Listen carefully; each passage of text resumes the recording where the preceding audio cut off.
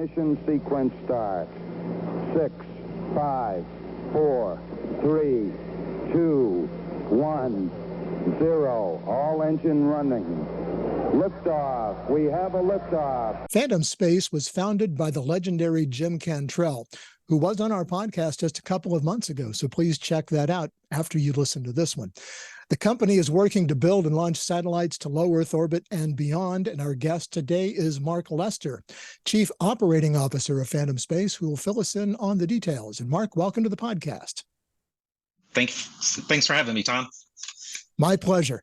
Now, several years ago, it seemed like everybody wanted to be in the launch business. And then for various reasons, some companies either dropped out or failed. The market seemed to be oversaturated, but now it seems as if demand is going to outstrip supply. So what's going on with that?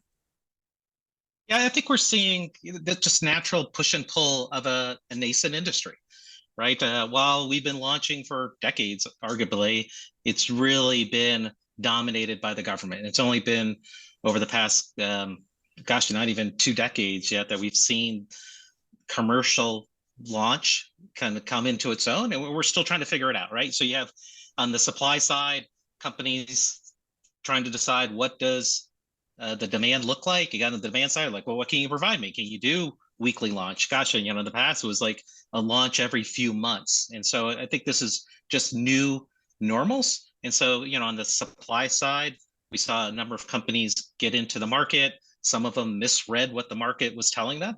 Not surprising, it's true in any market. Trying to determine how much premium will a customer pay for a launch service over what they can get from another customer. You see changing expectations, right? That the bar used to be get to space and you were one of a few. Now it's like not only get to space, but do it over and over again in a very reliable, dependable way.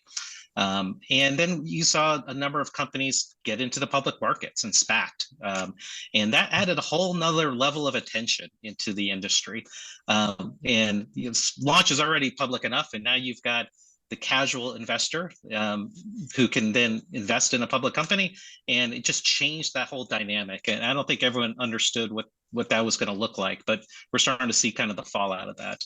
And then if you shift over to the demand side, the demand is growing. You have the customers who were already operating in space, like the government and even academia, start to shift their buying habits over to commercial. But now you're starting to see new customers come forward, people who didn't even think about space in their business before, in like agriculture and mining industries and other terrestrial-based industries, and now realize, gosh, with this new capability and emerging capability to get to space, now what do I do with that? And so you're seeing new things. You're seeing constellations being built. You're seeing tugs. You're seeing discussions about refueling of satellites, repairing satellites, and now even thinking about how do you get to the moon and cislunar. So, I think we're just seeing that natural supply and demand shake out and starting to normalize here now and into the next, call it 5 to 10 years.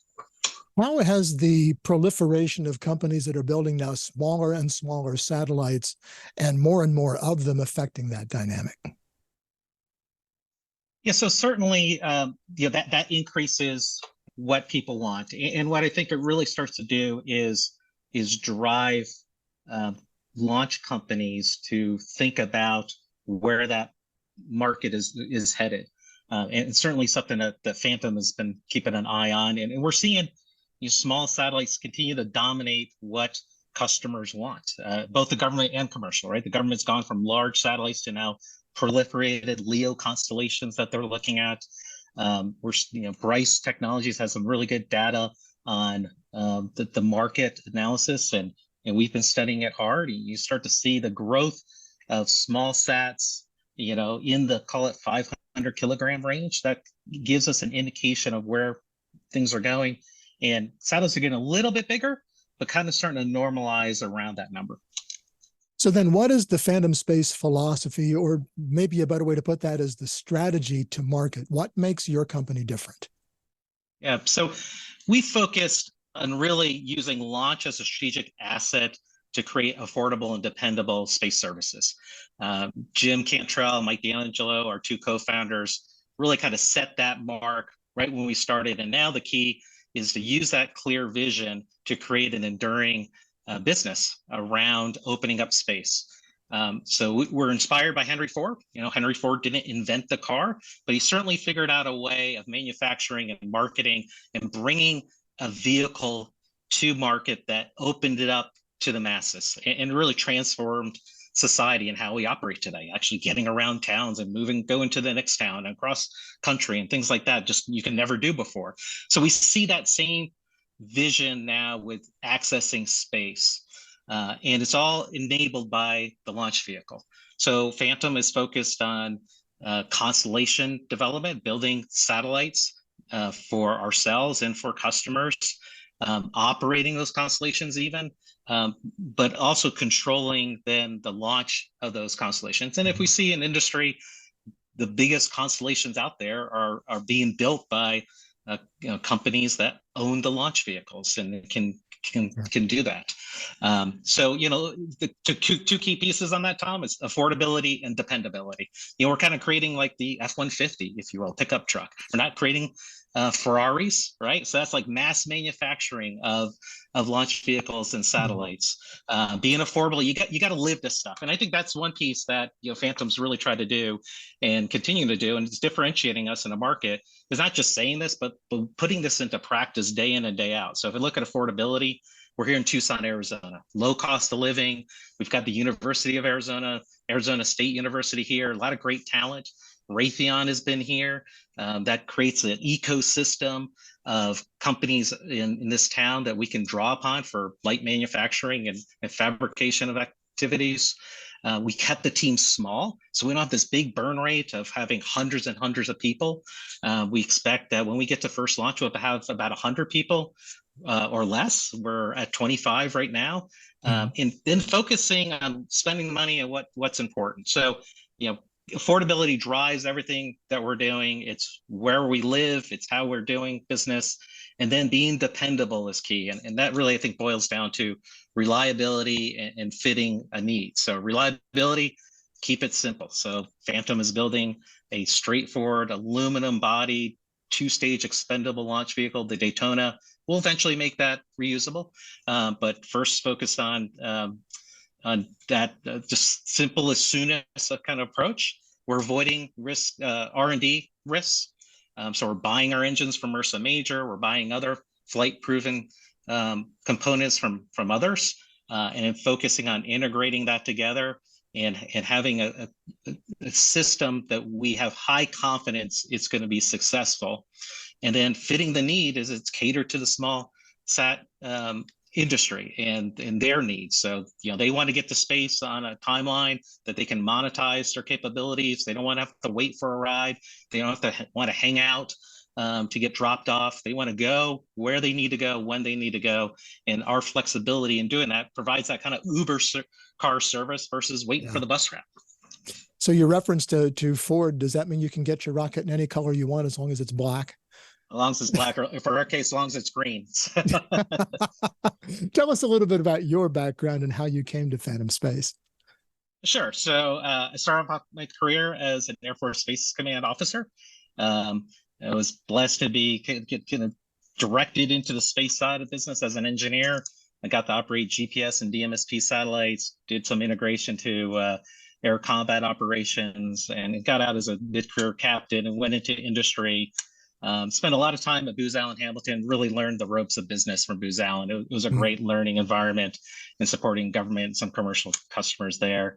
But I think the two things that are most relevant to my time now here at Phantom is I was CEO of a private equity owned military flight training company. And so we're doing all the operations of churning out early aviators on both fixed wing and rotary wing. Exited that business to a strategic, so really kind of taught me kind of those business fundamentals, and then ended up in Kodiak, Alaska, as CEO of Alaska Aerospace, which is the state agency for aerospace and operates the Kodiak spaceport. So here we were as a spaceport without state or federal subsidies. You had to run it as a business and really kind of looking at how do you bring in government and commercial customers. how do you transform what has been historically a very government-dominated, government-run, in fact, in many cases, spaceports still are, into a commercial entity. So ended up doing that. I was there about 3 years, and my wife said, you know what? These winters are dark and cold, and I would love to have some warmth. And so we took a look around. I knew Jim and Mike from previous lives, and they say, look, we're starting with Phantom here in Tucson. So I've been down here in the warmth for the past couple of years, really enjoying this journey. And you don't even have the humidity that we have here in Florida. I know I keep telling my friends who still live up north, I've never in my life shoveled hot and humid. So Absolutely. Yeah, I can't do humidity. I grew up on Long Island, had my fair share of humidity. Now this is a dry heat, and it actually does mean something. Been there and done that. And of course, you can't make magic without a team. So, and you talked a little bit about, you've got 25 people. So tell me a little bit about some of the other players at Phantom Space. Yeah, absolutely. So I think everyone knows Jim Cantrell. You mentioned him on the opening as our co-founder. The other co-founder, Mike D'Angelo, has an impressive background as well, been in the aerospace industry, also running family office funds. Another engineer, great to have both of them kind of setting that vision, and they're engaged in operations. The other C-suite member, our chief technology officer, is Chris Thompson. So Chris, I'd say Chris probably has in the world some of the deepest, broadest experience with small lift launch vehicles, and even medium launch vehicles. So he was a Marine. Then he went to McDonnell Douglas with the Delta programs.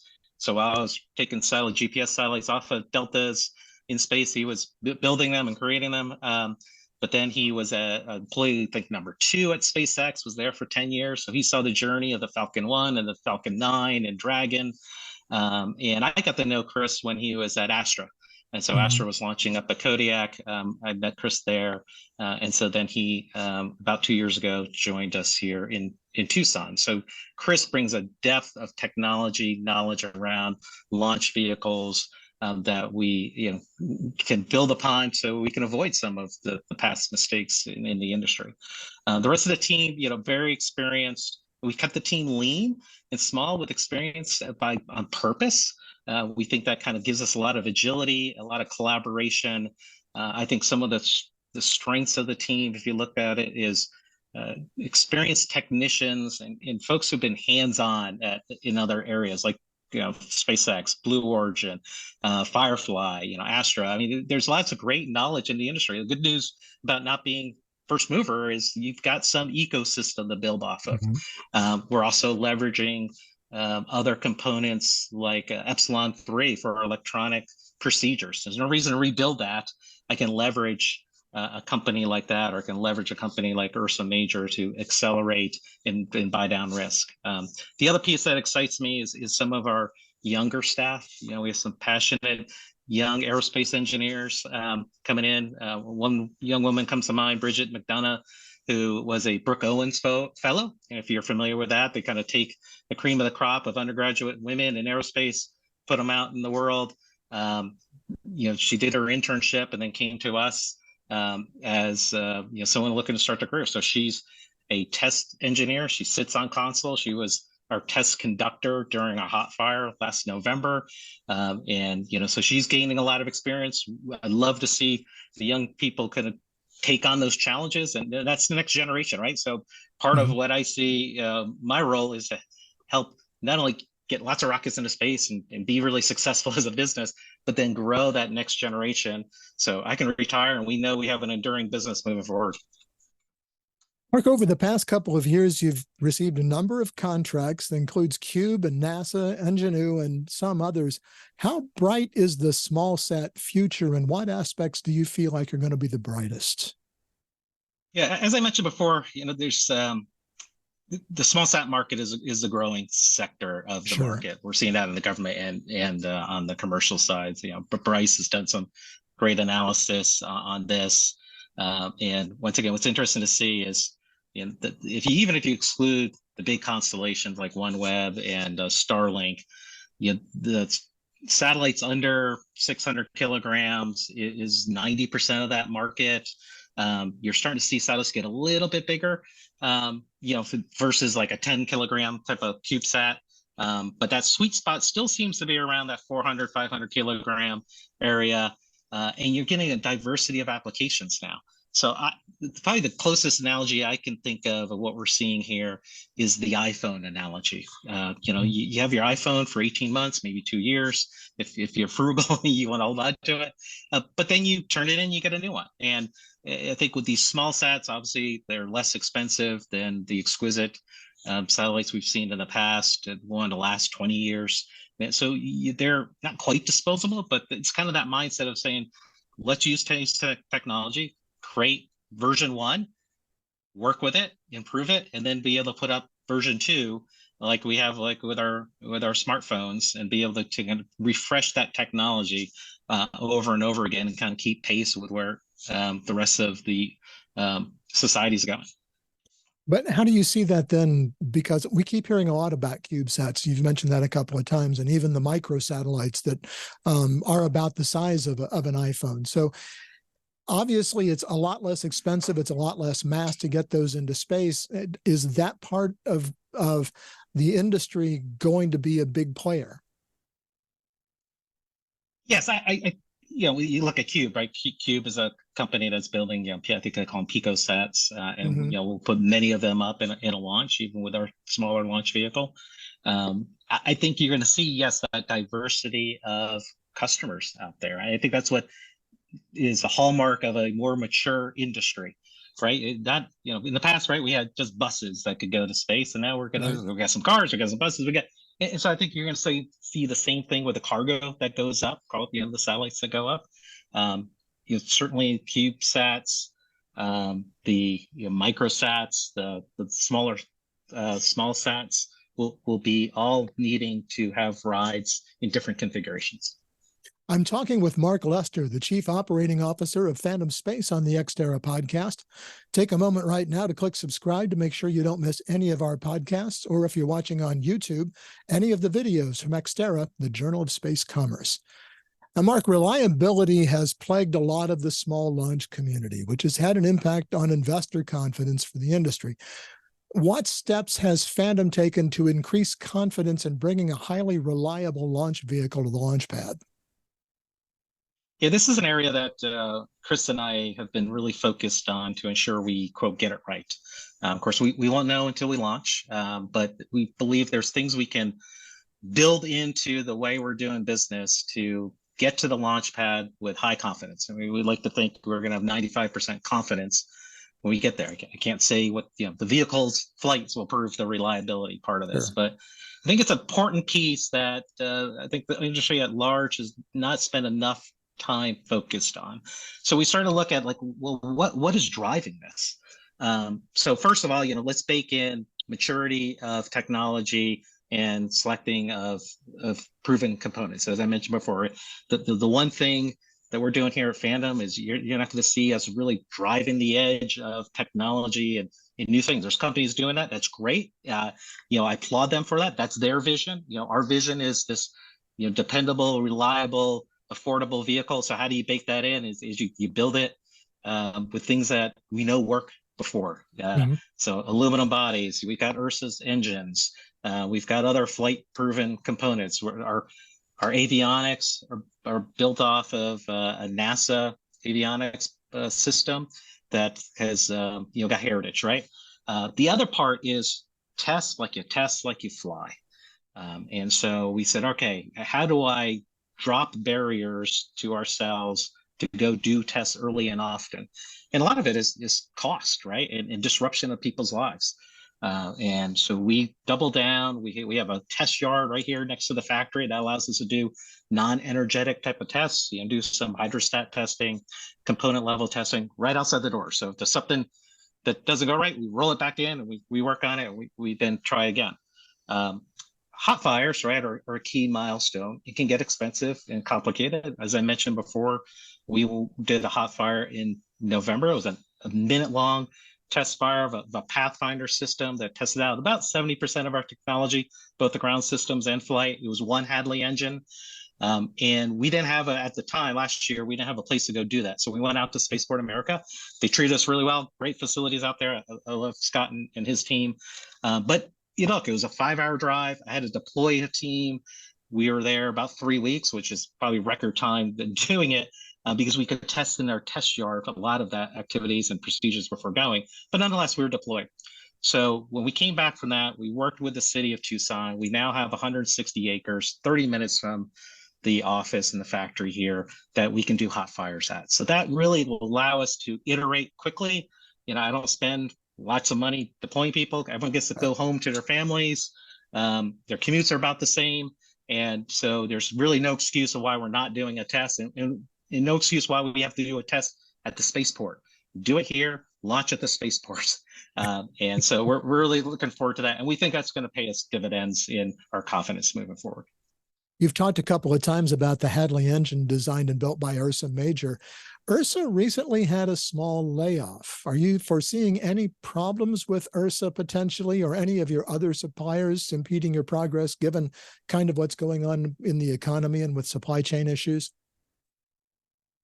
Yeah, so Ursa's been a great partner, continues to be, part of that trade space of doing it all yourself, where you incur all the R&D risks and the costs and the time, versus reaching out to industry partners is, you don't control everything that they're doing, right? And there are disruptions in supply chain and things like that. I see, Ursa's recent small layoff as just kind of that natural adjustment to where the market's at. The market has slowed down some. We're starting to see a little bit of narrowing of players, but that doesn't really give me any concern.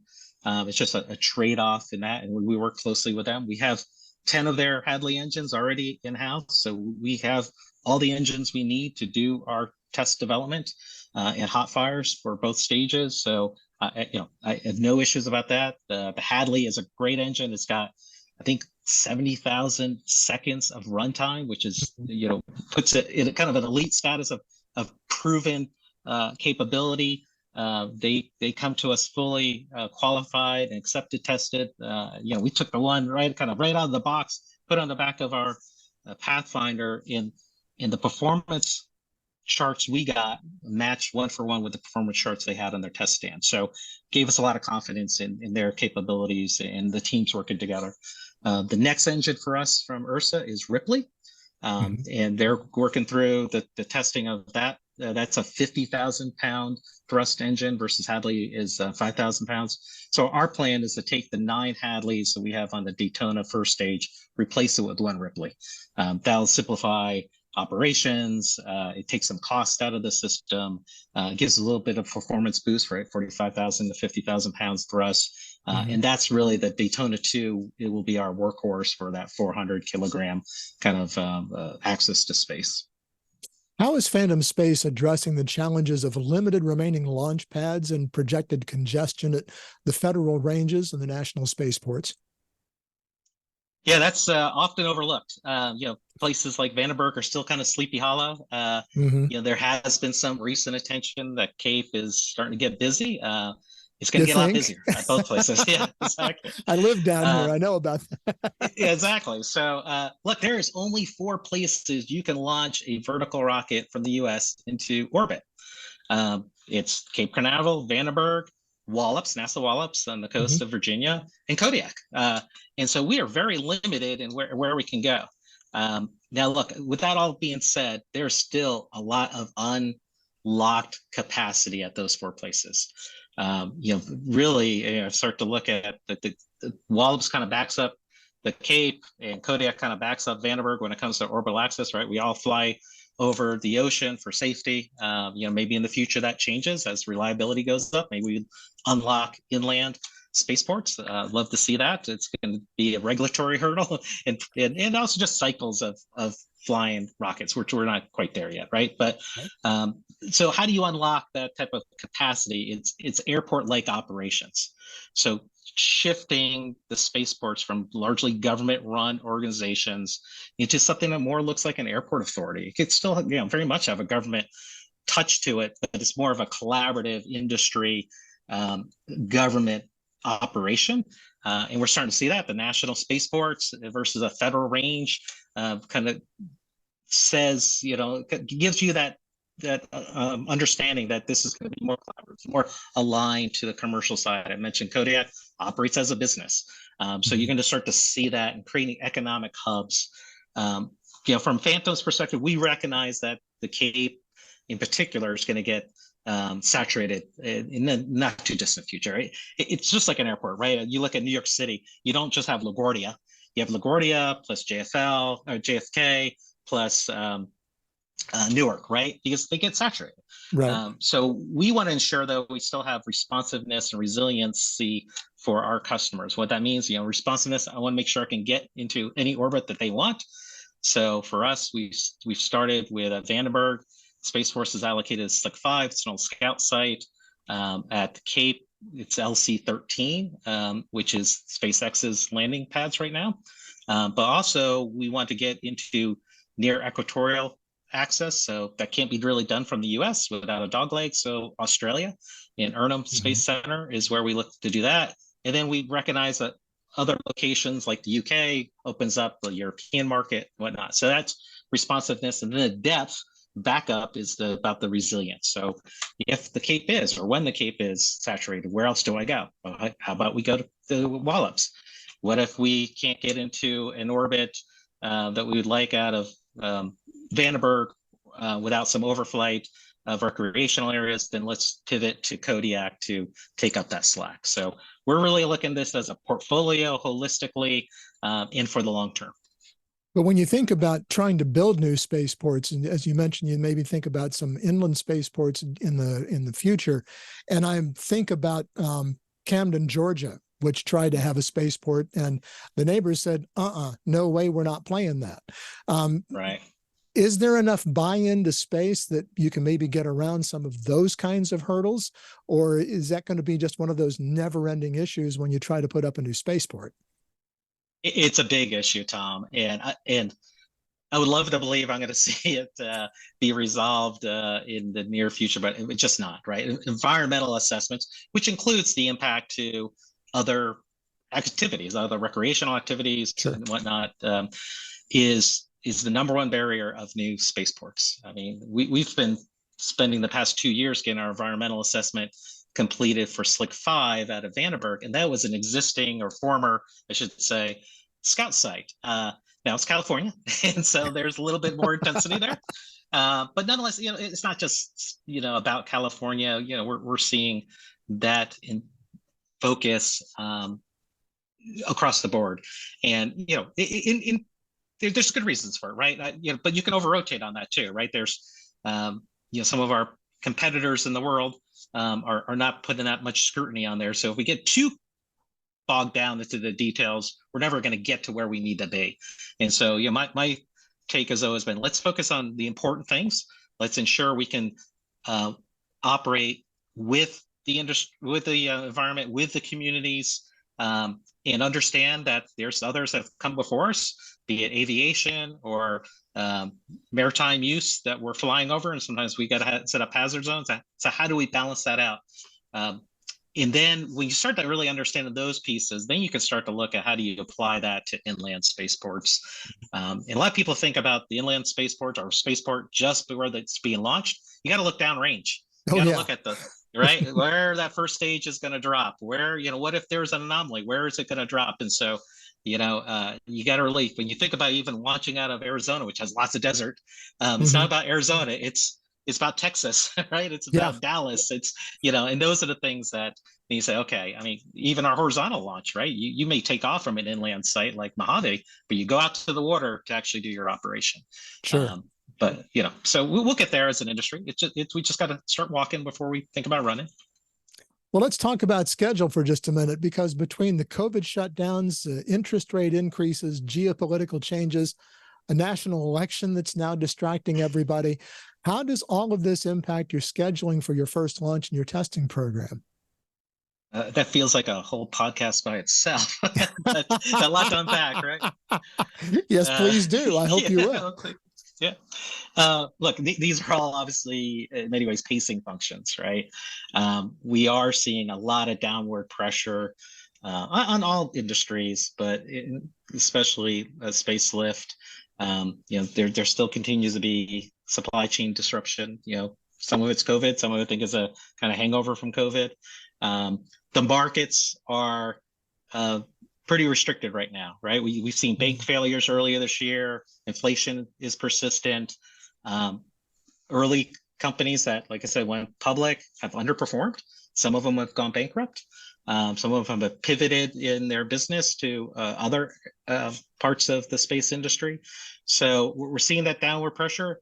We're also seeing competing demands for capital. The space industry is more diverse now. So there's actually about 4 times as many people looking to raise money than it probably was in the past. AI is kind of a new buzzword, right? Shift money over there. Sometimes, there's short attention spans on this as well. And then look, sometimes you can just invest money into other things that with bond rates where they're at and industries, there's other options, right? So, our key is to be focused on the core of what we do well. And we know with that increasing demand that isn't going to go away, right? I think people have kind of understood now how space can benefit their business and how the government now sees how they can get affordable access to space and do new things. Certainly Space Force coming to be has helped even accelerate that more, and proliferated LEO constellation. So it's all kind of building momentum. So that's all good for the industry. And we're in a Series B raise. We see that having a lot of interest, and we're going to continue to focus on closing that out over the next several months. It has slowed down our timeline to first launch, so we're looking in 2025. And our small team, our being in Tucson, it's all been capital efficiency, which has been, I think, very attractive to investors to say, okay, there's a way to do this without getting bloated, without having lots of people looking over each other in a very expensive part of the country. So that is been taken note, and we can do that without compromising our principles about doing the testing and getting to that 95% confidence level that we want to see for first launch. But you make an interesting point in that space is often a long-term proposition. You said your first launch is now in 2025. When you talk to investors who might want to get a return on their investment a little bit more quickly than that, kind of what's your pitch? How do you get them enthusiastic about something that may not happen for a couple of years? Yeah, that's a trick sometimes, right? Patient money, if you will.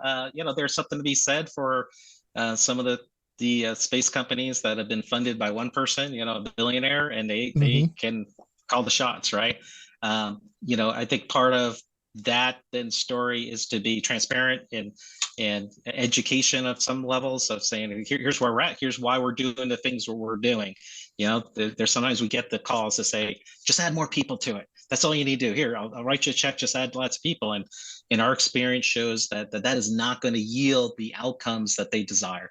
So trying to stay focused on turning it as quickly as we can, right? We all want this to close as a successful business quickly, but we got to make sure we get there, right? We can't be in a rush to think we're getting there and we're not. So I think also not staying true to the proven capabilities and integrating them versus getting distracted by a research and development project or something else has also been a key player to show that we're going to leverage simplest, soonest what's out there to get us to our end goals in an efficient manner. I only have one more question. It's one that we ask all of our guests, Mark, and that's to look out the next 10 to 15 years into space commerce and the role of Phantom Space, and tell me what you see. Yeah, so when I look 10 to 15 years, the key for someone like me is to look at where the puck is going. I'm a big ice hockey fan, so think about where the puck is going.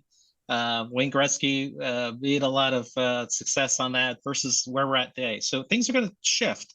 10 to 15 years though kind of goes in a blink of an eye. If I look at SpaceX, it's been 17 years since their first Falcon 1 launch. So a lot can happen in there. I view Phantom as being right in the thick of it. I think the next year or so is going to really narrow down the number of successful space transportation companies there are there. Over that 10-year time frame, Phantom is not only going to be launching on like a weekly basis. But we're also going to have constellations that we've built for our customers as well as for ourselves. And it's the industry is going to kind of start normalizing out like you see other modes of transportation. So we're going to start seeing a diversity of missions, building constellations, maintaining those constellations, waste management, kind of call it, you look debris removal, right? Any place society goes at some point, right? You need waste management. We all like roll our garbage cans to the end of the driveways, and someone comes picks up. That's to be expected. It's going to happen at the next place. So I see some of those missions starting to become a real percentage of missions that are going to need access to space. And then the one that really excites me is manufacturing in space. We see new orbital stations being planned. That is touch labor, right? That's astronauts. Right. I also see the automated side of that really taking off in pharmaceutical development, some light manufacturing happening as well. So we have in our roadmap something called Sebring. It's a reusable second stage, a wing second stage, to really help address some of that manufacturing in space, especially around biotech and pharmaceutical. So that's personally exciting. Downrange, right? Let's get to space first. Let's be successful. Let's do it often, and then we can unlock things like Sebring. But when I look at that time frame of 10, 15 years, that'd be really cool to see. Great. Well, Mark, I really appreciate your time. Thank you so much for taking time to talk to me today. And hopefully you will come back and we'll do another podcast on maybe some of those other topics that sounded interesting.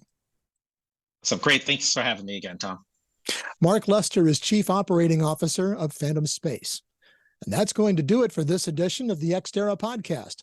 You can subscribe to the audio version of the podcast on Spotify, Apple Podcasts, Google Podcasts, Audible, and many other popular podcasting platforms.